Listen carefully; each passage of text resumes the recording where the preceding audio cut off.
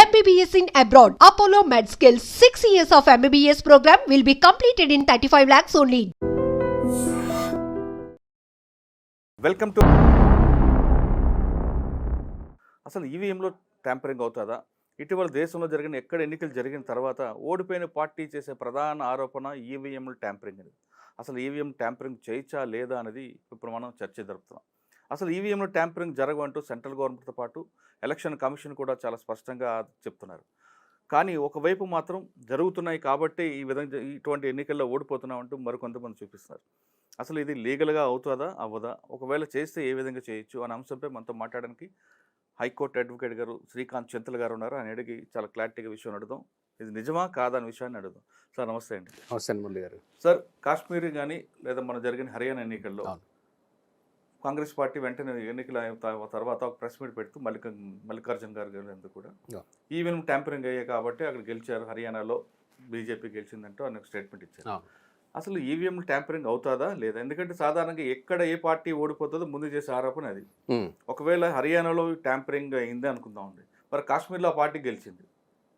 ఒకవేళ BJP tampering చేయాలనుకుంటే BJP యూపీలో కూడా ఓడిపోయింది. ఇవన్నీ కూడా కొంచెం రకరకాల అభిప్రాయాలు వస్తున్నాయి. అసలు నిజంగా జరుగుతుందా లేదా?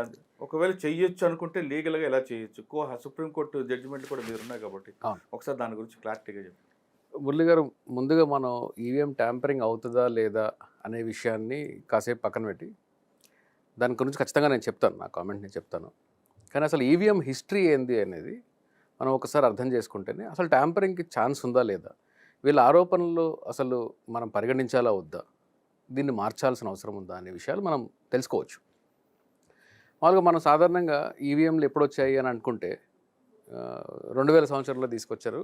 ఫస్ట్ టైము ఎన్డీఏ ప్రభుత్వంలో అప్పుడు 2000స్లో ఉన్నప్పుడు తీసుకొచ్చారు అని చెప్పేసి ఒక ఆలోచన వినిపిస్తుంది. 2004లో ఫుల్ ఫ్లెడ్జ్డ్గా ఇంప్లిమెంట్ చేశారు అని అంటారు. కానీ వాస్తవంగా 1982లో ఫస్ట్ టైం ఈవీఎంలని ఇంట్రడ్యూస్ చేయడం జరిగింది. 1982లో కేరళలోని ఒక కాన్స్టిట్యుయెన్సీలో అది ఇంప్లిమెంట్ చేయడం జరిగింది. అప్పుడు ఇంప్లిమెంట్ చేసినప్పుడు సిపిఐ పార్టీకి సంబంధించిన శివన్ పిల్లై ఆయన పేరు, ఆయన హైకోర్టుని ఆశ్రయించారు. ఇది ఈవీఎంలో చేయడం తప్పండి, ఈ రూల్స్ ఒప్పుకోవు దీనికి అని అంటే అప్పుడు ఏదో హైకోర్టు దాన్ని తిరస్కరించడంతో ఎలక్షన్స్ జరిగిన తర్వాత ఆయన గెలిచాడు. ఎవరైతే కోర్టుకు వెళ్ళారో ఆయన గెలిచాడు. మరి కాంగ్రెస్ నెక్స్ట్ క్యాండిడేట్ ఎవరంటే ఏసీ జోస్, కాంగ్రెస్ పర్సన్. ఈయన ఏం చేశారంటే, అవును ఇది ఈవీఎం మీద జరిగింది కాబట్టి నేను గెలవాల్సిన వాడిని ఓడిపోయాను, ఈవీఎంలు తప్పు, ఈవీఎంలు చట్ట ప్రకారం నేరము, రిప్రజెంటేషన్ ఆఫ్ పీపుల్ యాక్ట్ ప్రకారం ఇది చెల్లదు అని చెప్పి ఆయన హైకోర్టుకి వెళ్తే హైకోర్టు ఈవీఎంలు ఎలా పనిచేస్తాయి ఏంటో చూసిన తర్వాత లేదు వీళ్ళు చేయొచ్చు, ఈవీఎంల మీద కూడా చేయొచ్చు అని చెప్పేసి కొట్టేయడంతో ఆయన సుప్రీంకోర్టుకి వెళ్ళాడు. 1984లో సుప్రీంకోర్టు దీని మీద 82 కన్నా ముందు నుంచి నడుస్తున్న ఇష్యూ అది. అయితే ఫస్ట్ టైం ఇంట్రడ్యూస్ చేస్తున్నప్పుడు కూడా అప్పుడు కాంగ్రెస్ ప్రభుత్వం తీసుకొచ్చింది. అప్పటి కాంగ్రెస్ ప్రభుత్వం హయాంలో ఈవీఎంల మీద ఎక్స్పెరిమెంట్లు జరగడం, తీసుకురావడము, పైలట్ బేసిస్లో 82లో పెట్టడం ఇలా జరిగింది. ఓకే, సుప్రీంకోర్టుకి వెళ్ళినప్పుడు తమాషాగా ఏం జరిగిందంటే, సుప్రీంకోర్టు ఈ ఎలక్షన్లలో ఈ 50 పోలింగ్ స్టేషన్లో ఎక్కడైతే ఈవీఎంలు వాడారో వాటిని రద్దు చేసింది. రద్దు చేసి ఈవీఎం మెషిన్ల మీద జరిగిన ఎలక్షన్ల వరకు మాత్రము ఆ 50 పోలింగ్ స్టేషన్లో మాత్రం మళ్ళీ ఎలక్షన్లు పెట్టండి అని చెప్పి సుప్రీంకోర్టు తీర్పు ఇవ్వడం జరిగింది. అప్పుడు జస్టిస్ ఫజల్ గారు చాలా ఇంట్రెస్టింగ్ కామెంట్స్ చేశారు ఆ జడ్జ్మెంట్లో, సదర్ జడ్జ్మెంట్లో, ఏసీ జోస్ వర్సెస్ శివన్ పిల్లై జడ్జ్మెంట్లో. ఆయన ఏమన్నారంటే, ఇలాంటి ఒక అధికారాన్ని ఎలక్షన్ కమిషన్కి ఇవ్వడం అనేది చాలా తప్పు, ఆర్బిట్రరీ పవర్స్ వీళ్ళకి ఇవ్వడం జరుగుతుంది. కాబట్టి ఎలక్షన్ కమిషన్కి ఇలాంటి పూర్తి అధికారాన్ని ఇవ్వడము డెమోక్రటిక్ సిస్టమ్కే ఒక థ్రెట్ లాగా తయారయ్యే ప్రమాదం ఉంది. ఎలక్షన్ ప్రాసెస్ అనేది ఫెయిర్గా ఉండాలి. కాబట్టి ఎలక్షన్ కమిషన్కి ఇలాంటి అన్కంట్రోల్డ్ పవర్ ఇవ్వడం అనేది మంచిది కాదు, ప్రజాస్వామ్యానికి మంచిది కాదు అని ఆయన కామెంట్ చేస్తూ ఈ 50 పోలింగ్ స్టేషన్లో మళ్ళీ ఎలక్షన్ పెట్టమని జరిగారు పేపర్ బ్యాలెట్ మీద. అయితే ఈ అన్కాన్స్టిట్యూషనల్ ఈవీఎంస్ అనేవి ఇల్లీగల్, రిప్రజెంటేషన్ ఆఫ్ పీపుల్ యాక్ట్లో దీనికి పర్మిషన్ లేదు అన్నట్టు కామెంట్ చేసడంతో 50 పోలింగ్ స్టేషన్లో మళ్ళా ఎలక్షన్ జరిగింది. ఈసారి ఎవరైతే సుప్రీంకోర్టుకి వెళ్ళారో ఈ ఏసీ జోస్ కాంగ్రెస్ పర్సన్, ఆయన గెలిచాడు. దాని తర్వాత ఏమైందంటే రిప్రజెంటేషన్ ఆఫ్ పీపుల్ యాక్ట్లో సెక్షన్ 61ని అమెండ్ చేశారు. అమెండ్ చేసి ఈ ఎలక్ట్రానిక్ మెషిన్ ద్వారా కూడా ఎలక్షన్ చేయొచ్చు అని అమెండ్మెంట్ తీసుకుని వచ్చి తద్వారా ఈవీఎం మెషిన్లను మళ్ళీ 2004లో పూర్తి స్థాయిలో 98లో కొన్ని కాన్స్టిట్యున్సీలో 2004లో ఫుల్ ఫ్లెజ్డ్గా ఇంప్లిమెంట్ చేయడం జరిగింది. This is the history of EVM ఎట్లా తీసుకొచ్చారు అని.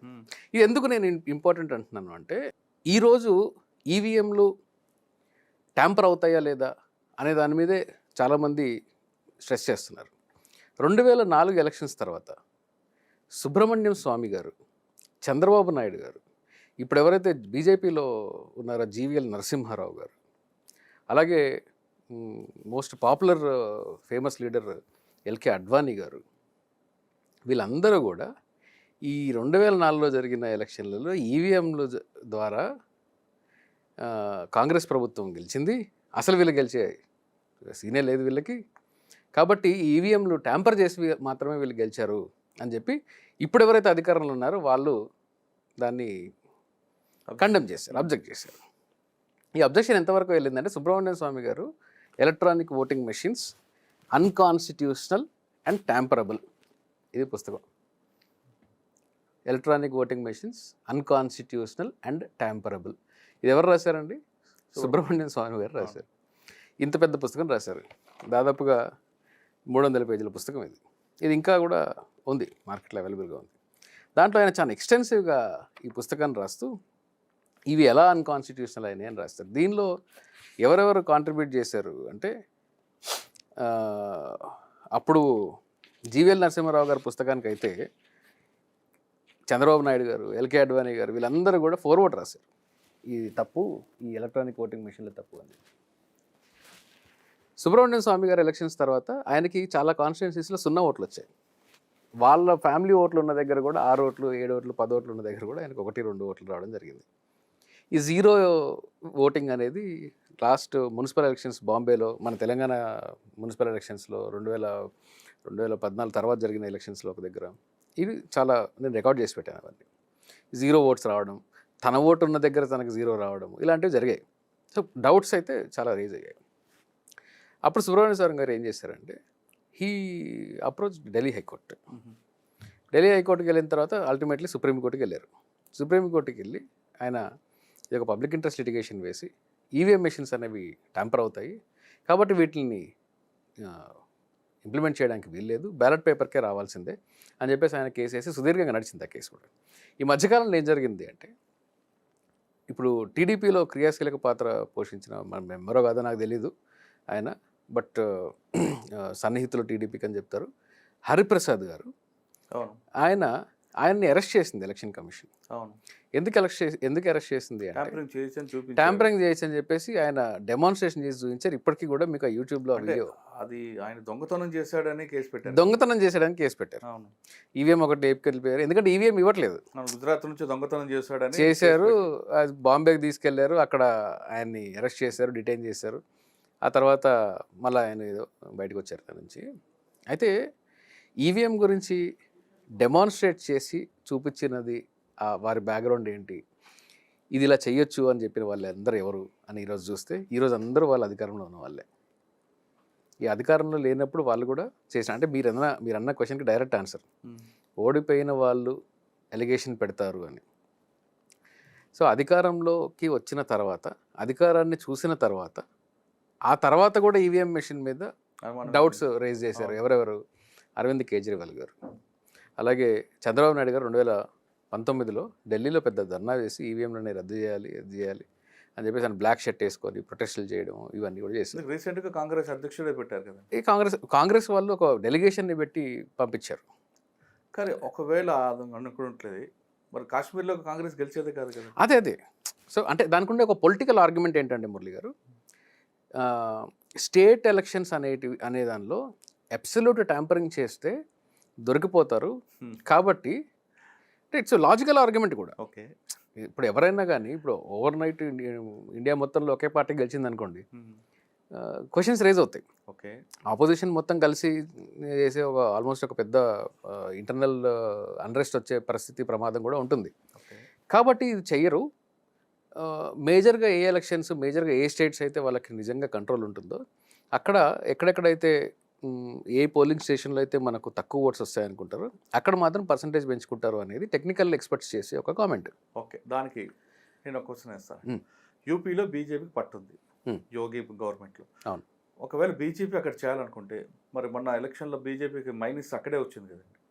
Yes, absolutely. అయితే పవర్ అనేది నేను అందుకే చెప్తున్నాను, ట్యాంపరింగ్ ఇష్యూని మనము టెక్నికల్గా అర్థం చేసుకున్నంత కాలము మనం ఫెయిల్ అవుతాం. మరి వీళ్ళు కావాలంటే వాళ్ళు గెలవచ్చు కదా అంటే ప్రతిసారి గెలిస్తే యూపీ మైనస్ అయింది కదా బీజేపీకి. అంతే అండి. ఇప్పుడు పొలిటికల్ కామెంట్ చేయాలి అంటే ప్రతిసారి దొంగతనం చేసేటప్పుడు ఇప్పుకొని చేస్తానంటే దొరికిపోతాడు కాబట్టి కొన్నిసార్లు దాక్కొని చేస్తారు. వాళ్ళ గొంతు వాళ్ళు కోసుకోరు కదా, కోసుకుంటారు. రాజకీయం అది. అంటే లాంగ్ సస్టైనబిలిటీ కోసము టెంపరీగా మేము ఓడిపోతున్నామేమో అన్నట్టు చూపించుకోవడం కూడా అవసరం. ప్రజాస్వామ్యంలో లేకుంటే ప్రజాస్వామ్యం లేదు అనుకుంటాం మనం. అందరికీ ఈవీఎం మీద డౌట్స్ పోతాయి, లేకుంటే ఈ క్వశ్చన్స్ మీకు వచ్చేవి కూడా కాదు. అందుకని నేనేమంటానంటే నా ఆర్గ్యుమెంట్ వెరీ సింపుల్. ట్యాంపరింగ్ అవుద్దా లేదా అనేది అసలు కామన్ మ్యాన్ ట్యాంపరింగ్ అవుద్దా లేదా అనేది కాసేపు పక్కన పెట్టండి, అవసరం లేని టాపిక్ అది. దానికన్నా ఇంపార్టెంట్ క్వశ్చన్స్ ఉన్నాయి, అవి జనాలకి రాకుండా చేస్తున్నారు, అది పబ్లిక్ అర్థం కాకుండా చేస్తున్నారు. ఎలక్షన్ కమిషన్ మీద వీళ్ళు రైజ్ చేసే క్వశ్చన్స్ అన్నీ కూడా స్టూపిడ్ క్వశ్చన్స్. ఇవన్నీ పొలిటికల్ పార్టీస్ చేసేవన్నీ కూడా మైండ్లెస్ క్వశ్చన్స్. అవి మీకు ఇంటర్నేషనల్ స్టాండర్డ్స్ ఆఫ్ ఎలక్షన్స్ అని ఉంటుంది. ఈ ఇంటర్నేషనల్ స్టాండర్డ్స్ ఆఫ్ ఎలక్షన్స్ ఏం చెప్తున్నాయి? ఒక్కరన్నా క్వశ్చన్ చేశారా? పోనీ అసలు ఈవీఎంస్ కాన్స్టిట్యూషనల్కి కన్ఫర్మేషన్లో ఉన్నాయా లేదా అని ఎవరన్నా క్వశ్చన్ చేశారా? సుప్రీంకోర్టు దాకా వెళ్ళారు.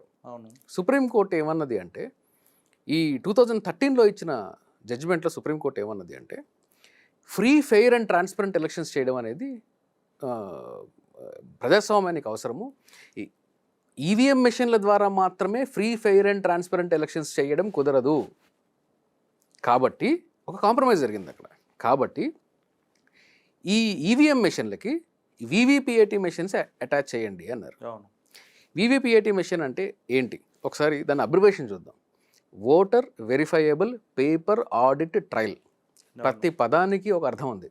Voter verifiable paper audit trail, VVPAT అంటే. ఈ వీవీపీఏటీ అనే సిస్టమ్ ఎందుకు వచ్చింది అంటే, ఇంటర్నేషనల్ స్టాండర్డ్స్ ఏం చెప్తున్నాయి దానికి అనుగుణంగా ఈ వీవీపీఏటీ సిస్టమ్ తీసుకురావడం జరిగింది. ఎందుకంటే సుప్రీంకోర్టు ఏమంది అంటే, ఓకే చాలా వాదనలు జరిగాయి, మరి బ్యాలెట్ పేపర్ని ట్యాంపరింగ్ చేయరా, బ్యాలెట్ పేపర్లో ఇంకులు పోయరా, ఇవి దొంగలను తీసుకెళ్ళరా, రిగ్గింగ్ చేయరా, దొంగ ఓట్లు గుద్దరా, ఇలాంటివన్నీ చాలా వచ్చాయి. అయితే ఇవన్నీ విన్న తర్వాత సుప్రీంకోర్టు ఏమన్నదంటే, ఓకే మీకేంటి, మీ ఓటు వేస్తున్నాను నేను, లైట్ వెలుగుతుంది, మరి ఈ లైటు పక్కన వెలుగుతుంది, నేను ఒక చిన్న సాఫ్ట్వేర్ ఇంజనీర్నో లేకుంటే ఎలక్ట్రానిక్ ఇంజనీర్నో నేను పట్టుకున్నాను అంటే, బాబు ఇక్కడ స్విచ్ చేస్తే అక్కడ లైట్ వెలగాలి అంటాను. అదే ఇక్కడ స్విచ్ చేస్తే పక్క లైట్ వెలగాలి అని అనుకుని ప్రోగ్రామ్ చేయడా ఈజీగా చేస్తాడు. సో మీ బటన్ దగ్గర మీ లైటే వెలుగుతుంది, కానీ యాక్చువల్గా ఓటు ఎక్కడికి పోతుంది అనేది నాకు కనిపిస్తుందా? నాకు కనిపెట్టలేదు. అంటే ఓటర్కి అష్యూరెన్స్ లేదు అక్కడ, నా ఓటు కరెక్ట్ క్యాండిడేట్కే వెళ్ళింది అనే అష్యూరెన్స్ ఓటర్కి లేదు. కాబట్టి సుప్రీంకోర్టు ఏమన్నది అంటే, ఓకే అంటే ఇప్పుడు ఓటర్కి అష్యూరెన్స్ ఉండాలి కదా నీ ఓటు కరెక్ట్గా పడిందా లేదా అని. కాబట్టి వీవీపీఏటీ సిస్టంలో ఏమవుతుంది అంటే, బటన్ నొక్కితే ఒక స్లిప్ బయటకు వస్తుంది ముందు మెషిన్లో, మీరు అందరూ చూసే ఉంటారు. ఆ స్లిప్ మీద సదర్ క్యాండిడేట్ పేరు, సింబలు తెలుస్తుంది. మనం చూసుకుంటాము, ఓకే కరెక్ట్ అని చెప్పేసి కట్ అయ్యి బాక్స్లో పడిపోతుంది. ఇది ఓటర్ వెరిఫైయబుల్ వరకు సరిగ్గానే ఉంది ఈవీఎం మెషిన్లో.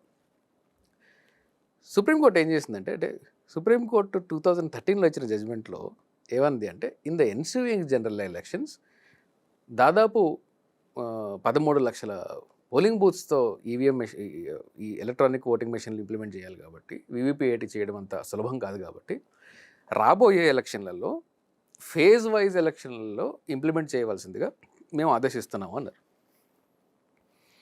2014లో. అంటే రాబోయే ఎలక్షన్స్ అంటే ఏంటి? 2013కి 2014 జనరల్ ఎలక్షన్, అంటే ఇప్పుడు బీజేపీ మోడీ గారు పిఎం అయిన ఎలక్షన్స్. సో రాబోయే ఎలక్షన్స్ అయిపోయిన తర్వాత మహారాష్ట్ర ఎలక్షన్స్ వచ్చాయి. మహారాష్ట్ర ఎలక్షన్స్ వచ్చినప్పుడు అప్పుడు నేను చాలా యాక్టివ్గా ఈ ఇష్యూలో పనిచేస్తున్నాను. అప్పుడు 2011 నుంచి నేను ఇష్యూలో యాక్టివ్గా పనిచేస్తున్నాను.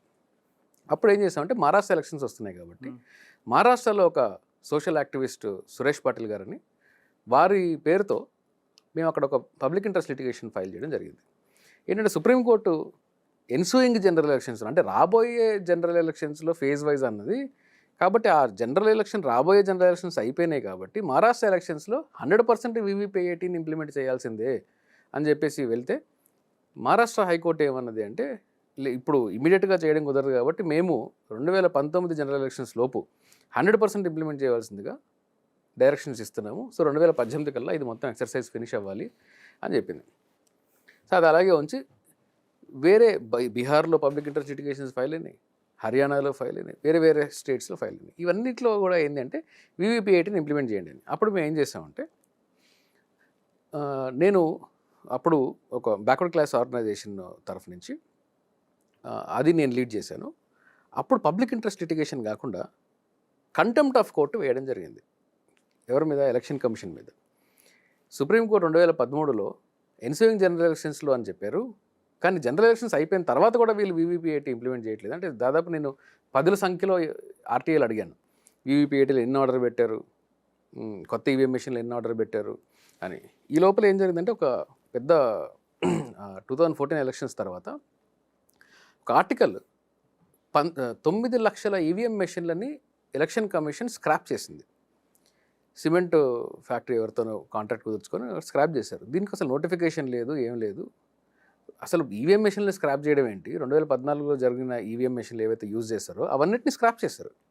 సో ఒక అనుమానం అనేది రేజ్ అయింది అక్కడ, ఎందుకు స్క్రాప్ చేశారు, అంత అవసరం ఏమొచ్చింది అంటే మినిమం కొంత స్టాండర్డ్ టైం వెయిట్ చేయాలి కదా, ఒకవేళ సందేహాలు వచ్చి ఎలక్షన్ పిటిషన్లు పడితే ఎలాగా, ఇవన్నీ లేకుండా స్క్రాప్ చేయడంతో డౌట్ వచ్చి తర్వాత ఈవీఎం మీద చాలా అనుమానాలు రైజ్ అవ్వడం స్టార్ట్ అయినాయి. ఆ 9 లక్షల ఈవీఎం మెషిన్లని స్క్రాప్ చేసిన తర్వాత అంటే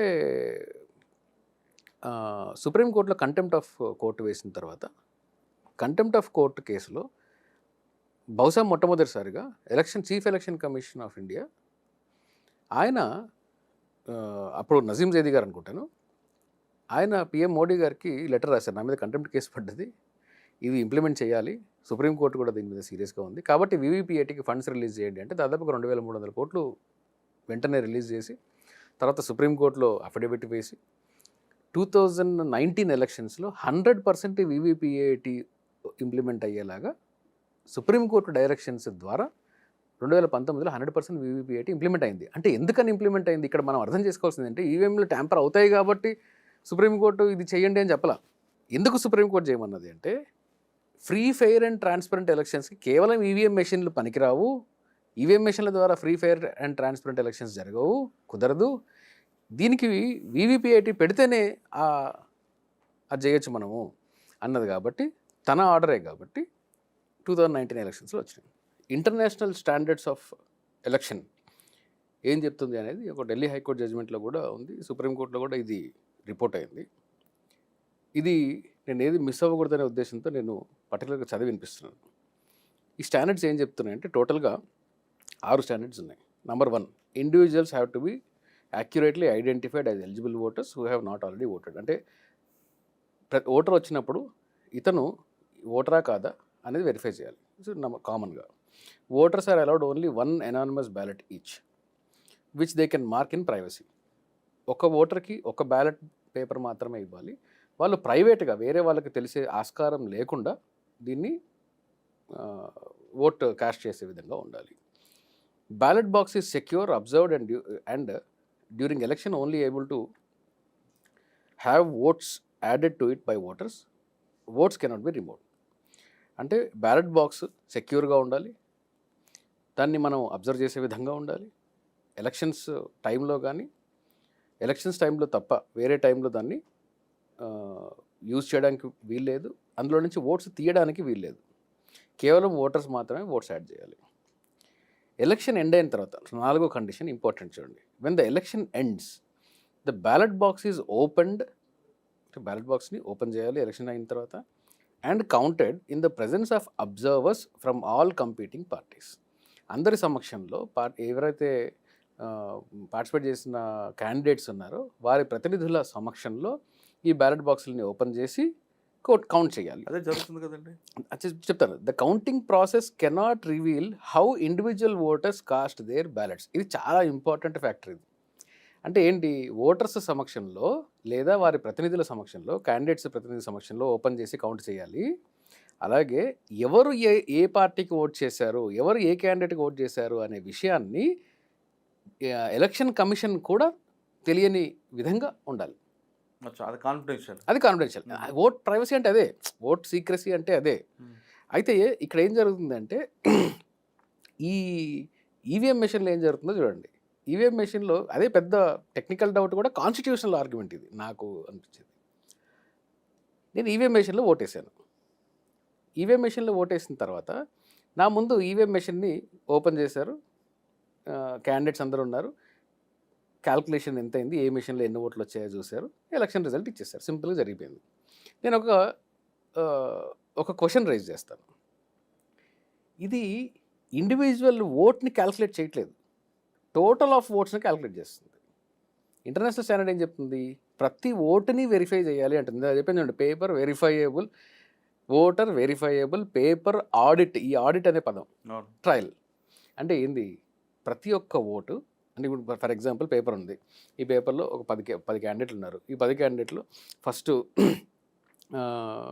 ఒక సింబల్ ఉంది, సరే రెండో సింబల్, మూడో సింబల్, నాలుగో సింబల్. ఈ ఓటు వేసిన ఫస్ట్ క్యాండిడేట్కి ఫస్ట్ సింబల్కి ఒక ఓటు పడ్డది. అది నేను తీసి ఓకే ఫస్ట్ సింబల్కి పడ్డది, ఇది వ్యాలిడా కాదా, రెండింటి మధ్యలో పడ్డదా, ఇది పర్ఫెక్ట్గా పడ్డదా లేదా అని చెప్పేసి నేను తీసి క్యాండిడేట్ నెంబర్ 1 డబ్బాలో వేస్తాను. తర్వాత లాస్ట్లో అవి కౌంట్ చేస్తాను. అంటే ఒక్కొక్క ఓట్ని వెరిఫై చేస్తున్నాను ఇక్కడ పేపర్ బ్యాలెట్లో. ఈవీఎం మెషిన్లో ఏమవుతుంది, ఫస్ట్ క్యాండిడేట్కి ఒక పోలింగ్ స్టేషన్లో సాధారణ ఒక 1000 మంది ఉంటే ఫస్ట్ క్యాండిడేట్కి 200 మంది ఓటేశారు అనుకుందాం. బటన్ నొక్కగానే candidate number 1 200, candidate number 2 300, candidate number 3 10 ఇలా కనిపిస్తుంది. అంటే ఏంటి, వీళ్ళ టోటల్ కనిపిస్తుంది కానీ ఇండివిజువల్ ఓటు కనిపించదు.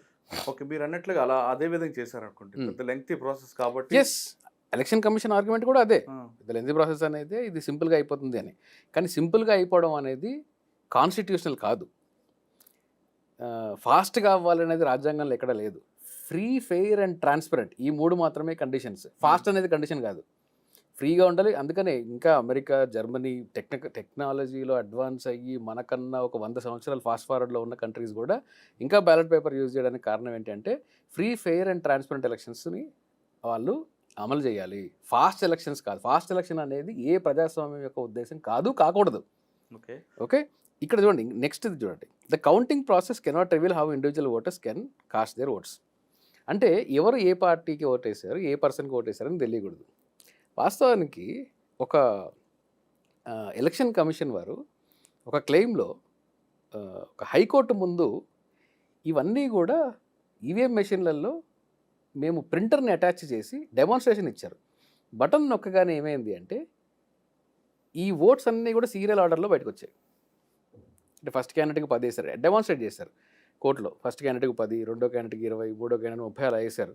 ప్రింట్ నొక్కిన తర్వాత ప్రింటర్ అటాచ్ చేసి ఫస్ట్ 1 2 3 4 5 6 7 8 9 10 అని సింగిల్ ఓట్ 10కి ఫస్ట్ క్యాండిడేట్కి సింగిల్ ఓట్ అలా వచ్చింది. అంటే ఇప్పుడు ఏంటి, ఇప్పుడు నేను వెళ్ళాను, నా సీరియల్ నెంబరు, నేను ఓటర్గా వెళ్ళాను, నేను లైన్లో నిలబడుకున్నాను, నేను ఫస్ట్ ఓటర్ని, నేను పలానా వ్యక్తికి ఓటేసాను. తర్వాత ప్రింట్ కొడితే నేను ఎవరికి ఓటేసాను తెలిసిపోద్దిగా. ఓటర్ ప్రైవసీ కాంప్రమైజ్ అవ్వలేదా? ఈ వీలుందా లేదా? ఎలక్షన్ కమిషన్ దీని గురించి నిజ నిర్ధారణ చేయాలి. నేనేమంటానంటే ఒక కోర్టులో ఆల్రెడీ డెమాన్స్ట్రేట్ చేశారు కాబట్టి ఎవరికి ఓటేశారనే విషయం తెలుసుకునే ఆస్కారం ఉంది. ఎవరు తెలుసు క్యాండిడేట్ ఎలక్షన్ కమిషన్ తెలుస్తుంది. ఎలక్షన్ కమిషన్ ఈవీఎం మెషిన్ ఎవరికైతే హోల్డ్ ఉంటుందో ఈ ఈవీఎం మెషిన్ యాక్సెస్ ఉన్న వాళ్ళకి ప్రింటర్ అటాచ్ చేసుకొని ఎవరెవరికి ఓటేశారనేది తెలుసుకోవచ్చు. కాబట్టి ఇది ఈవీఎం మెషిన్లో ఓటర్ ప్రైవసీ కాంప్రమైజ్ అవుతుంది అనేది ఒక ఆర్గ్యుమెంట్. ఓకే, ఎలక్షన్ కమిషన్కి కూడా తెలియకూడదు. అంటే ఇప్పుడు మీరు మాట్లాడేది ఓటర్ యొక్క ఐడెంటిఫై తెలుస్తుందని చెప్తారు. ఎస్, అదొకటే రీజన్. అదొకటే రీజన్ కాదు, ఇంకా రీజన్స్ ఉన్నాయి. తర్వాత ఈ ఓటర్ ప్రైవసీ కాంప్రమైజ్ అయ్యింది అనేది వన్ ఆఫ్ ద ఆర్గ్యుమెంట్. దీని తర్వాత నెక్స్ట్ చూడండి, if the results are in doubt, ఒకవేళ రిజల్ట్స్ నేను నమ్మట్లేదు, ఇది తప్పు, కౌంటింగ్ తప్పు అని చెప్పేసి అనిపిస్తే the ballots can be checked and counted again by a different set of people. అంటే ఏంటి, ఇప్పుడు కొంతమంది పోలింగ్ ఏజెంట్స్ ఉన్నారు, కౌంటింగ్ ఏజెంట్స్ ఉన్నారు. ఈ కౌంటింగ్ ఏజెంట్స్ లెక్క పెట్టి పలానా బాక్స్లో 10, 20, 30 అలా వేశారు. లాస్ట్లో కౌంటింగ్ వచ్చింది. నేను నమ్మట్లేదు, క్యాండిడేట్ గాను ఓటర్ గాను నేను నమ్మట్లా. నేను రీకౌంటింగ్ అడిగాను. అప్పుడు ఆల్రెడీ లెక్క పెట్టిన వాళ్ళు కాదు, వేరే పోలింగ్ ఏజెంట్స్ వచ్చి లెక్క పెట్టాలి. ఓకే. అంటే నువ్వు లెక్క పెట్టావు కాబట్టి నీ మీద నాకు నమ్మకం లేదు, నువ్వు ఏదో ఫాల్స్ చేస్తుంటావు కాబట్టి, అందుకని డిఫరెంట్ సెట్ ఆఫ్ పర్సన్స్ దగ్గర లెక్క పెట్టాలి. ఈవీఎం మెషిన్స్లో ఇది పాసిబుల్ కాదు. ఎందుకు? నాకు డౌటే ఈవీఎం మెషిన్ మీద, దాన్ని నేను ఎలా వెరిఫై చేస్తాను? అందుకే నేను చెప్పాను పేపర్ ఆడిట్ ట్రయల్ అని. సో వెరిఫికేషన్ మెకానిజం అనేది లేదు. సో ఇంటర్నేషనల్ స్టాండర్డ్స్కి, అంటే 5వ ఇంటర్నేషనల్ స్టాండర్డ్స్కి కానీ 4వ ఇంటర్నేషనల్ స్టాండర్డ్కి కానీ ఇది సరిపోదు. దీని తర్వాత as far as the individual voter is concern, he must be assured that the candidate he cast his vote for actually gets the vote. అంటే ఎవరికైతే ఓట్ వేసారో అదే క్యాండిడేట్కి ఓటు వెళ్ళింది అనే కాన్ఫిడెన్స్ని, అష్యూరెన్స్ని నాకు ఇవ్వాలి. ఇది ఒక ఇంటర్నేషనల్ స్టాండర్డ్. ఇప్పుడు ఆ అష్యూరెన్స్ లేదు కాబట్టి వివిపిఐటీ తీసుకొచ్చారు. ఈ వివిపిఐటీ వచ్చిన తర్వాత ఏమైంది? తమాషాగా కౌంటింగ్ రూల్స్ని మార్చేశారు ఎలక్షన్ కమిషన్ వాళ్ళు. అంటే అనుమానాస్పదమైన బిహేవియర్ ఎలక్షన్ కమిషన్లో ఉందా అనే దానికి ఆస్కారాన్ని క్రియేట్ చేసింది ఎలక్షన్ కమిషన్ ఇక్కడ. అంటే మీరు benefit of doubt yes, reasonable doubt ఉంది కదా, బెనిఫిట్ ఆఫ్ డౌట్ కదా, రీజనబుల్ డౌట్ ఇది. ఒక డెమోక్రటిక్ ప్రాసెస్ మీద రీజనబుల్ డౌట్ని క్రియేట్ చేయకూడదు. మీకు జర్మన్ సుప్రీంకోర్టు ఈవీఎం మెషిన్లని చాలా ఖర్చు పెట్టి డెవలప్ చేసిన ఈవీఎం మెషిన్లని ఒక జడ్జ్మెంట్ తీసి పక్కన చెత్తబుట్లో పడేశారు. ఎందుకో తెలుసా? ఈవీఎం మెషిన్లు ట్యాంపర్ అవుతాయని, లేదంటే ఈవీఎం మెషిన్లలో హ్యాకింగ్ చేయొచ్చని, ఇవన్నీ కాదు. నేను అందుకే చెప్తున్నా, హ్యాకింగ్ అవుద్దా లేదా పక్కన పెట్టండి కాసేపు, అసలు అనవసరం సబ్జెక్ట్ అది. జర్మన్ సుప్రీంకోర్టు ఏమన్నది అంటే, ఒక క్యాండిడేట్కి, ఒక సాధారణ పౌరుడికి, ఏ చదువు రాని పౌరుడికి తను ఓటు వేసిన విధానము, తన ఓటు ఎక్కడికి వెళ్తుంది అనే అష్యూరెన్స్, ఓటింగ్ ప్యాటర్న్ అర్థమయ్యేలాగా ఉండాలి, సరళంగా ఉండాలి. ఒకవేళ అతనికి అర్థమయ్యే పక్షంలో లేకపోతే ఇది ప్రజాస్వామ్యం కాదు, కాబట్టి మెషిన్లను తీసేయండి అనేది. అంటే ఏంది అంటే, ఇంకోలాగా చెప్పాలి అంటే, ఈ ఒక క్యాల్కులేటర్ మెషిన్ ఉంది. 1+1 కొడితే 2 వస్తుంది, 1+1 కొడితే 4 వచ్చేలాగా కూడా నేను ప్రోగ్రామ్ చేయొచ్చు. కామన్ మ్యాన్కి 1+1 కొడితే 2 వస్తుందనే విషయం కామన్ సెన్స్కి తెలుసు. కానీ ఈ 1+1 కొడితే 2 ఎలా వస్తుందనే విషయం తెలుసా? మెషిన్ ఓపెన్ చేశాడు అనుకోండి, అర్థమవుతుందా? కాదు. టెక్నికాలిటీ అర్థమవుతుందా? తెలీదు. ఈరోజు సగటున ఇండియాలో దాదాపు 30% మంది భారతీయులకి న్యూస్ పేపర్ చదవడం రాదు, న్యూస్ పేపర్ చదివి అనలైజ్ చేయడం రాదు. దిస్ ఈజ్ నేను 2014లో ఒక స్టాటిస్టిక్స్ చదివాను దీన్ని. 30 కోట్ల మందికి న్యూస్ పేపర్ చదవడం రాదు. ఎలక్ట్రానిక్ ఓటింగ్ మెషిన్ ప్యాటర్న్ ఎలా అర్థమవుతుంది అంటే, ఎన్నికల విధానము సాధారణ పౌరుడికి అర్థం కాని విధంగా ఉంటే అది చెల్లదు, ప్రజాస్వామ్యం కాదు అన్నది. ఎందుకు అంటే, దీని వెనకాల ఉండే ఒక రీజనింగ్ ఏంటి అంటే, జస్టిస్ పిబి సావంత్ గారు, exemplary judge of supreme court, ఆయన ఈ ఈవీఎం మెషిన్ మీద నేను ఒక డాక్యుమెంటరీ తీశాను. అందులో ఆయన ఏమంటారంటే, ఆయన కూడా ప్రజాస్వామ్యంలో ఏ ఒక వ్యవస్థ అయినా కానీ ఫ్రీ, ఫెయిర్ అండ్ ట్రాన్స్పరెంట్గా ఉంటే సరిపోదు. అంటే పారదర్శకంగా ఉంది, ఫెయిర్గా ఉంది, ట్రాన్స్పరెంట్గా ఉంది అంటే సరిపోదు. సో ఈవీఎం ట్రాన్స్పరెంట్ ఒకటే కాదు, ట్రాన్స్పరెంట్గా ఉంటే సరిపోదు, ఫ్రీ, ఫెయిర్, ట్రాన్స్పరెంట్గా ఉంటే సరిపోదు. అలా ఉంది అనే నమ్మకాన్ని సాధారణ పౌరుల్లో కలిగించాలి. అంటే నా ప్రభుత్వం ఒక చట్టం తీసుకొచ్చిందండి, ఈ చట్టము ప్రభుత్వాలు ఏం చెప్తాయి, అరే అసలు ఇంతకన్నా బెటర్ చట్టం లేదు, ఇంతకన్నా ట్రాన్స్పరెంట్ చట్టం లేదు, మేము చాలా పారదర్శకంగా ఉన్నాము, ఇవన్నీ చెప్తారు. కానీ ఒక సాధారణ పౌరుడు దీని మీద నాకు నమ్మకం లేదు అంటే 226 ప్రకారం 32 ప్రకారం సుప్రీంకోర్టుకి వెళ్ళి, అంటే రాజ్యాంగంలో ఉన్న ఆర్టికల్ 26, 32 ప్రకారం సుప్రీంకోర్టుకి వెళ్ళి, లేదు నేను దీన్ని ఛాలెంజ్ చేస్తున్నాను అని చెప్తే, అందులో వన్ ఆఫ్ ద గ్రౌండ్ కూడా తీసుకోవచ్చు. ఇది ట్రాన్స్పరెంట్గా ఉంది అని చెప్తున్నారు, కానీ అది నాకు దాని మీద నమ్మకం లేదు అనే గ్రౌండ్ కూడా తీసుకోవచ్చు. ఎందుకు? నా నమ్మకం అనేది ప్రజాస్వామ్యం నడవడానికి ఒక బ్యాక్ బోన్ వంటిది. ఇట్స్ కాన్స్టిట్యూషనల్ ప్రిన్సిపల్ అది. సో ఈ ఫ్రీ, ఫెయిర్, ట్రాన్స్పరెంట్గా ఉంది అని ఎలక్షన్ కమిషన్ చెప్తుంది. బహుశా ఉండొచ్చు కాక, కానీ అలాంటి నమ్మకాన్ని నాకు కలిగిస్తుందా? సాధారణ పౌరుడికి ఈవీఎం మెషిన్ కాదు కదా, క్యాల్కులేటర్ మెషిన్ అర్థం కాదు, ఈవీఎం మెషిన్ దాకా వెళ్తున్నాం మనం. సో నాకు అది ఎలా ఫంక్షన్ అవుతుందో తెలియదు, దాన్ని ట్యాంపర్ చేయొచ్చా లేదా తెలియదు. నాకు ఒక రీజనబుల్ అనుమానం ఉంది. ఎందుకని ఉంది? ఇప్పుడు వివిపిఐటీ మెషిన్ పెట్టిన తర్వాత ఏం చేయాలి? ఇంటర్నేషనల్ స్టాండర్డ్స్ ప్రకారం ఏం చేయాలి? కౌంటింగ్ చేయాలి. కౌంటింగ్ చేసినప్పుడు నాకు డౌట్ వచ్చింది. నాకు డౌట్ వచ్చి రీకౌంటింగ్ చేయాలి అంటే వివిపిఐటీ మెషిన్ ఓపెన్ చేసి కౌంటింగ్ చేయాలిగా. అవును. నేను అందరు పార్టీలకి నేను ఓపెన్గా ఇన్విటేషన్ ఇస్తున్నా. ప్రతి క్యాండిడేట్లు కూడా, ఓడిపోయిన వాళ్ళందరూ కూడా రీకౌంటింగ్ చేయండి, వీవీపీఐటీ మెషిన్లను ఓపెన్ చేసి రీకౌంటింగ్ చేయండి అని అడిగి చూడండి. బహుశా 1% ఆఫ్ ఈవీఎం మెషిన్లు, వీవీపీఐటీ మెషిన్లు కూడా తెరిచి కౌంటింగ్ చెయ్యరు. ఎందుకు అంటే వీవీపీఐటీ మెషిన్లు తీసుకొచ్చిన తర్వాత రిప్రజెంటేషన్ ఆఫ్ పీపుల్ యాక్ట్లో ఈ ఈవీఎం రూల్స్ ఏవైతే ఉంటాయో, రీకౌంటింగ్ రూల్స్ ఏవైతే ఉంటాయో, అది subject to correction rule number 10 అనుకుంటాను, అది రూల్ను మార్చారు. ఎలా చేశారంటే దాని కాన్సిక్వెన్స్ ఏంటి అంటే, రూల్ యాక్చువల్ లాంగ్వేజ్ నాకు గుర్తులేదు, దాని కాన్సిక్వెన్స్ ఏంటి అంటే ఎలాంటి పరిస్థితుల్లో వీవీపీఐటీ మెషిన్ ఓపెన్ చేసి కౌంట్ చేస్తారో చూద్దాం. ఎలక్షన్ కమిషన్ ఏమంటుంది అంటే, మీరు మొత్తం ఈవీఎం మొత్తం పోలింగ్ కాన్స్టిట్యుయెన్సీలు మొత్తం కలిపి కౌంటింగ్ చేయమంటే నేను చేయను, నీకు ఏ బూత్లో నమ్మకం లేదో చెప్పు అని అడుగుతుంది. First question. చాలా తమాషాగా ఉంటుంది ఈ రూల్స్, మీకు వింటే కూడా నిజమా అనిపిస్తుంది, బట్ వాస్తవం అది. ఫస్ట్, ఏ పోలింగ్ స్టేషన్లో నీకు డౌట్ ఉంది, ఓకే ఫలానా పోలింగ్ స్టేషన్లో నీకు డౌట్ ఉంది, అక్కడ ఈవీఎం మెషిన్లు పనిచేయలేదు అనే ఎలిగేషన్ ఏమన్నా ఉందా, వీవీపీఐటీ మెషిన్లు మొరాయించాయనే ఎలిగేషన్ ఏమన్నా ఉందా అని ఎలక్షన్ కమిషన్ చూస్తుంది. అలాంటిది ఏమన్నా ఉంటే నేను కౌంట్ చేస్తాను. అలాంటిది ఏమీ లేదు, ఎవరు రిపోర్ట్ చేయలేదు, ఎవరు కంప్లైంట్ చేయలేదు, సో నేను కౌంటింగ్ చేయను. సెకండ్, ఓకే అది కూడా ఉంది. సెకండ్, నీకు ఆ పోలింగ్ స్టేషన్లో ఎన్ని ఓట్లు వచ్చినాయి? దాదాపు ఒక 200 ఓట్లు వచ్చాయి ఆ పోలింగ్ స్టేషన్లో. మొత్తం మొత్తము కాన్స్టిట్యుయెన్సీలో నీకు వచ్చిన ఓట్లు 10,000, గెలిచిన క్యాండిడేట్కి వచ్చిన ఓట్లు 50,000.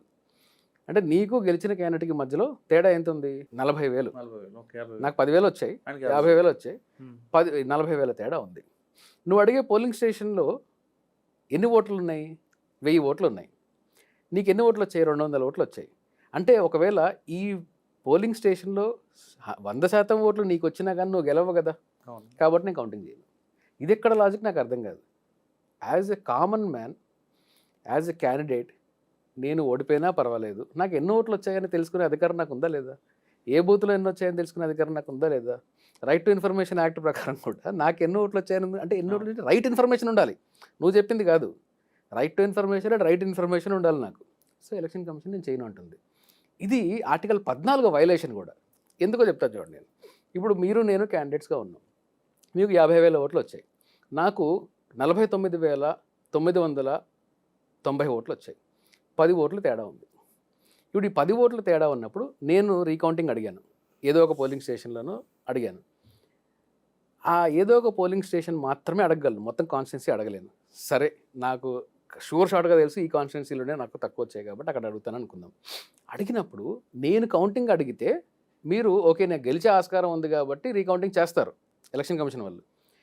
మూడో క్యాండిడేట్ ఉన్నాడు, ఈ మూడో క్యాండిడేట్కి గెలిచిన క్యాండిడేట్కి తేడా 3,000 ఉంది. ఒక పోలింగ్ స్టేషన్లో ఉండే తేడా మ్యాక్సిమం 1,000. మూడవ క్యాండిడేట్ కానీ నాకు రీకౌంటింగ్ కావాలి అంటే చేయరు, నేను అడిగితే చేస్తారు. అంటే నాకు ఒక న్యాయము, అతనికి ఒక న్యాయమా? నాకు ఎక్కువ ఓట్లు వచ్చాయి కాబట్టి ఒక న్యాయము, అతనికి తక్కువ ఓట్లు వచ్చాయి కాబట్టి ఇంకో న్యాయమా? Article 14 right to equality violation కాదు ఇది. సో ఈ రూల్స్ కూడా ఇప్పుడు ప్రజెంట్ ఛాలెంజ్ చేయబడ్డాయి, సుప్రీంకోర్టులో సబ్జుడిస్ ఉంది.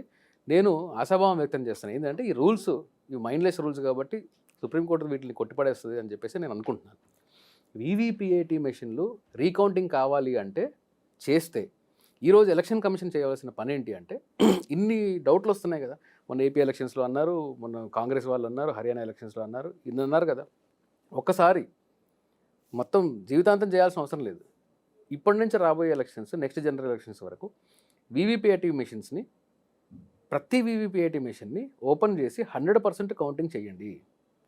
చేసి తర్వాత ఇది కూడా చూడండి, ఈవీఎం మెషిన్లో 2,000 ఓట్లు వచ్చినాయి, పలానా క్యాండిడేట్కి 10 ఓట్లు వచ్చినాయి, వీవీపీఐటీలో కూడా 10 వచ్చాయి, తేడా లేదు, కంపేర్ చేసి చూపించండి.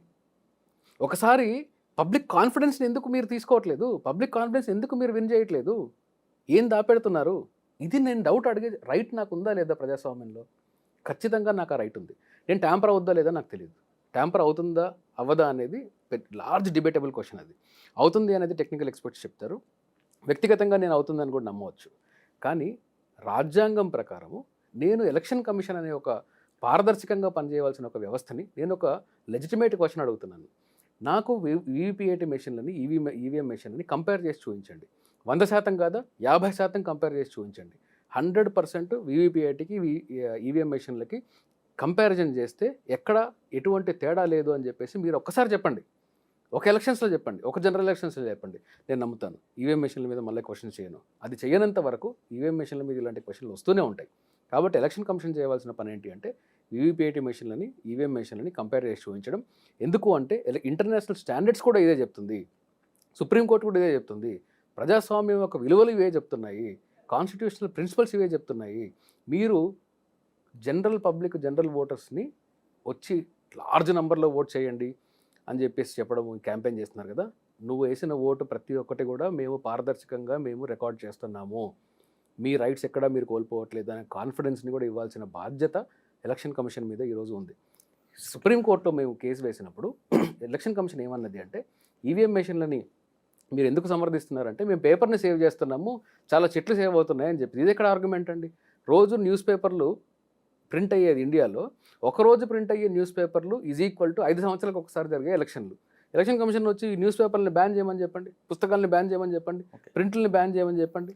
సార్ మీరు ఇందాక చెప్పిన దాంట్లో 6 పాయింట్లు, 4వ పాయింట్ కొంచెం వాల్యుబుల్ కదా, 4-5 గంటలు 4-5 వాల్యుబుల్. ఓకే, అంటే ఎవరు ఓటు ఎవరికి వేసా అన్న విషయం బయటకు లీక్ అవుతుంది, ఆయన యొక్క ఆస్కారం ఉంది అని అంటున్నారు. అది ఒక్కటి మినహాయించి ఎక్కడైనా ఇంకా ట్యాంపరింగ్ అవకాశం లేదు కదండి. ట్యాంపరింగ్ అయ్యే అవకాశం ఉందా లేదా అనేది ట్యాంపరింగ్ ఎవరు చెప్పగలుగుతారు? మురళి గారు నేను ఒక క్వశ్చన్ అడుగుతాను. అరవింద్ కేజ్రీవాల్ గారు అసెంబ్లీలో డెమాన్స్ట్రేట్ చేసి చూపించారు, ఈవీఎం మెషిన్ మాక్ ఈవీఎం మెషిన్, ఇది ఈవీఎం మెషిన్ ఎలా ట్యాంపర్ అవుతుందని చెప్పేసి ఒక స్టేట్ అసెంబ్లీలో ముఖ్యమంత్రి గారు కూర్చొని డెమాన్స్ట్రేషన్ చేసి చూపించారు. అవునా కాదా? ఇది మనందరం ఒప్పుకుంటామా లేదా? గెలిచాడు కదా. గెలిచిన తర్వాత ఒక సీఎం పదవిలో కూర్చున్న మంత్రి, సీఎం పదవిలో కూర్చున్న ఒక వ్యక్తి, రాబోయే ఎలక్షన్లలో కూడా గెలిచిన ఒక వ్యక్తి ఈవీఎం మెషిన్ల మీద అసెంబ్లీలో డెమాన్స్ట్రేషన్ ఇచ్చాడు. అంటే ఏంటి ఇక్కడ మనం చూడాల్సింది ట్యాంపర్ అవుతాయి లేదని కాదు, ఆయన ట్యాంపరింగ్ ఏ విధంగా జరుగుతుందని చూపించారు. రైట్, అంటే ఆ విధంగా జరగబట్టి ఆయన గెలిచారు అనుకోవాలి మనం. నేను అదే చెప్తున్నాను, ట్యాంపర్ అవుతుందా లేదా అనే విషయంలో మనం కానీ ఇరుక్కుంటే ప్రజాస్వామ్యం యొక్క విలువల్ని, కాన్స్టిట్యూషనల్ ప్రిన్సిపల్స్ని మనం వైలేట్ చేసిన వాళ్ళం అవుతాం. ట్యాంపరింగ్ అవుద్దా లేదా అని కేవలం ఎలక్షన్ కమిషన్కి మాత్రమే చెప్పగలదు. ఎందుకు చెప్పగలదు? ఈవీఎం హ్యాకథాన్ అని చెప్పి ఎలక్షన్ కమిషన్ వాళ్ళు, నేను హ్యాకథాన్ ఇస్తున్నాను, ఎవరన్నా వచ్చి హ్యాక్ చేయండి, హ్యాక్ చేసి చూపిస్తే మేము ఈవీఎంలని విత్డ్రా చేసుకుంటామని ఒక ఛాలెంజ్ విసిరారు. విసిరినప్పుడు చాలామంది పాపం అప్లై చేసుకున్నారు, దాంట్లో నేను కూడా ఉన్నాను. అయితే కేవలం ఒక ఎలక్షన్ కమిషన్, కేవలం ఒక రికగ్నైజ్డ్ పొలిటికల్ పార్టీ మాత్రమే అపాయింట్ చేయగలదు అని చెప్పారు. తీరా అక్కడికి వెళ్ళిన తర్వాత ఏం జరిగింది అంటే ఎలక్షన్ కమిషన్ వాళ్ళు ఏమన్నారంటే మీరు దీన్ని హ్యాక్ చేసి చూపించండి, కానీ దీన్ని టచ్ చేసి చూపించకూడదు, దాన్ని టచ్ చేయకుండా మీరు దూరంగా ఉండి హ్యాక్ చేసి చూపించండి అన్నది. ఇది ఎలా పాసిబుల్ అవుద్ది? ఏమంటే మంత్రాలు చదవాలా లేదంటే మ్యాజిక్లు చేయాలా? నాకు ఈవీఎం మెషిన్కి ఎక్కడో ఒక దగ్గర ఒక సోర్స్ అనేది నాకు తెలియాలి. ఎలా హ్యాక్ చేస్తారు? ఎవరైనా ఇంటర్నెట్కి కనెక్ట్ అయ్యి ఉంటే హ్యాక్ చేస్తారు. ఇది ఒక వ్యాలిడ్ ఆర్గ్యుమెంట్ ఎలక్షన్ కమిషన్ పెట్టేది కూడా ఏంటంటే ఇది ఇంటర్నెట్కి కనెక్టెడ్ అయ్యి లేదు, ఇంటర్నెట్కి కనెక్షన్ లేదు కాబట్టి దీన్ని హ్యాక్ చేయలేము. అబ్సల్యూట్లీ కరెక్ట్, నేను దాన్ని వ్యతిరేకించట్లేదు. కానీ ఇంటర్నెట్కి కనెక్ట్ అయ్యిందా లేదా అని మెషిన్ ఓపెన్ చేస్తే కదా నాకు తెలిసేది.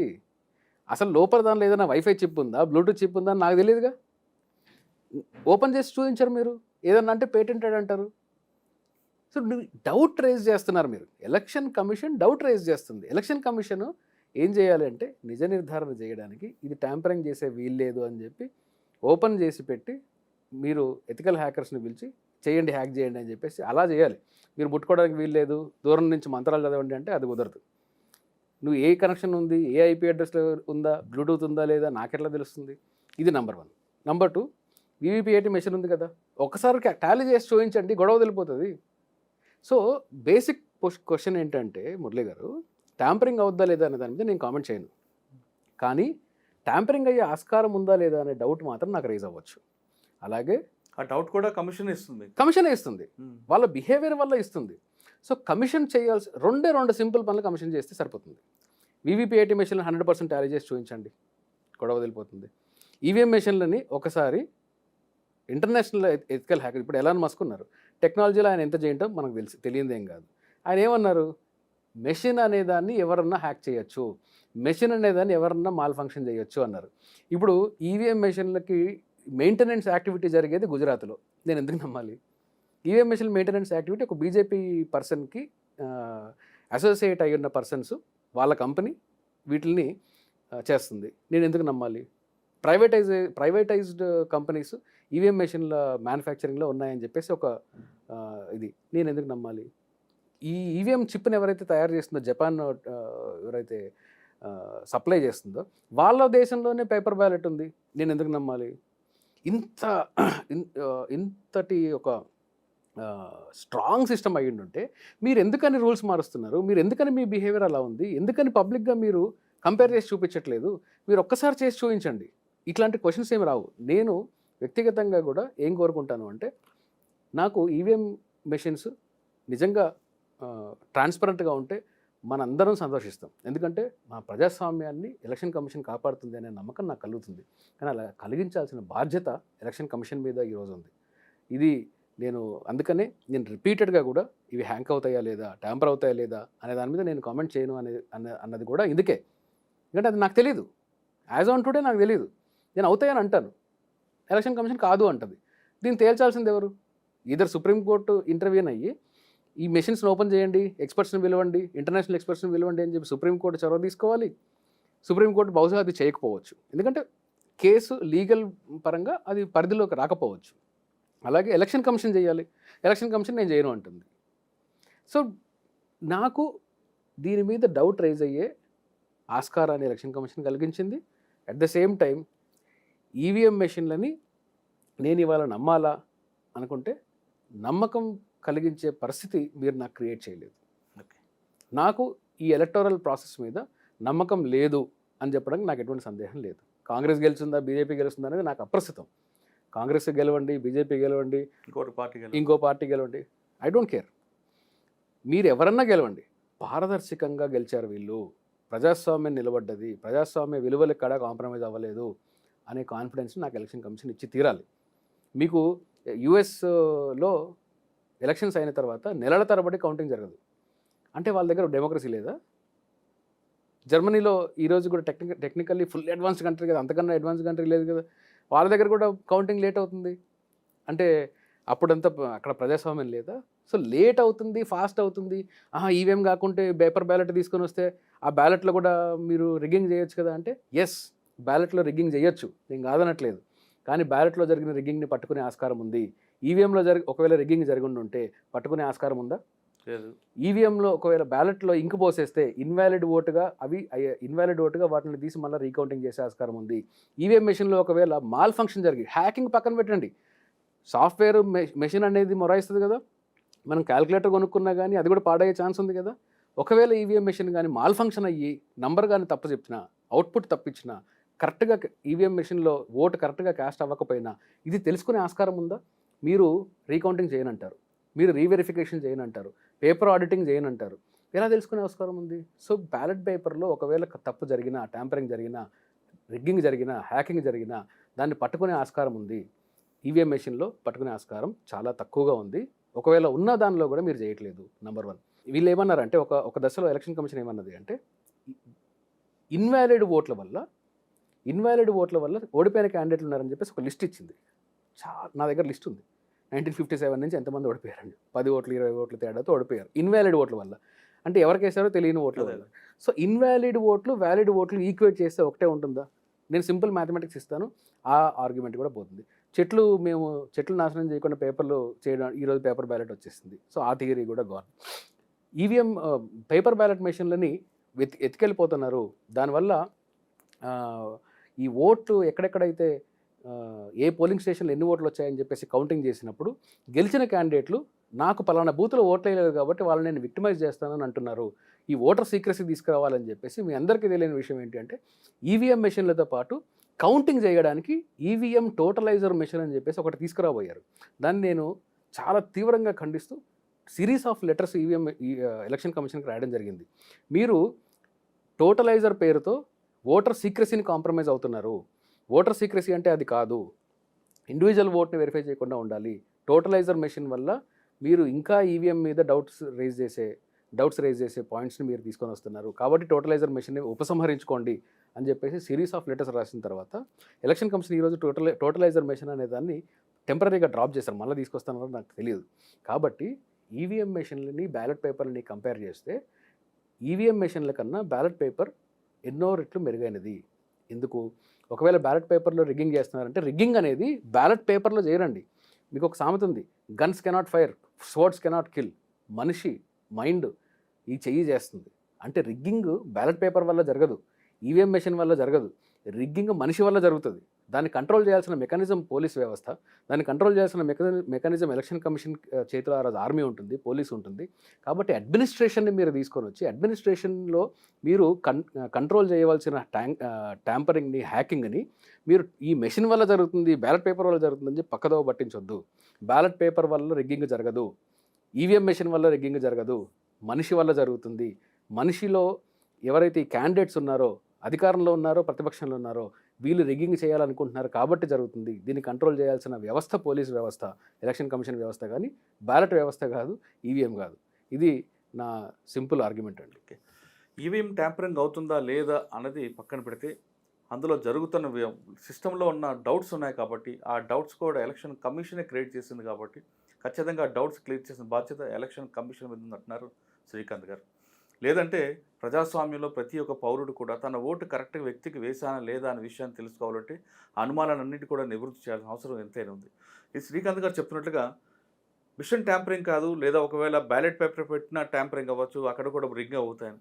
కానీ ఈ రెండు చేసేది ఒక మనిషి కాబట్టి సిస్టమ్ కరెక్ట్గా మనం కరెక్ట్ ఒక డిస్ప్లే చేస్తే, అంటే రిగ్గింగ్ చేసే వ్యక్తి బ్యాలెట్ పేపర్ చేయొచ్చు, లేదా ఈవీఎం మిషన్లో కూడా చేయొచ్చు. కాబట్టి ఆ మనిషిని కంట్రోల్ చేస్తే మొత్తం సిస్టమ్ అంతా కరెక్ట్గా ఉంటుంది అంటూ శ్రీకాంత్ గారు చెప్తున్నారు. ఇది ఈవీఎం ట్యాంపరింగ్పై చింత శ్రీకాంత్ గారితో ఎక్స్ప్లెయిన్ చేశారు. వచ్చే వారం మరో విషయంలో మళ్ళీ కలుద్దాం. ఇంతవరకు నమస్తే, థ్యాంక్ యూ సార్. నమస్తే అండి.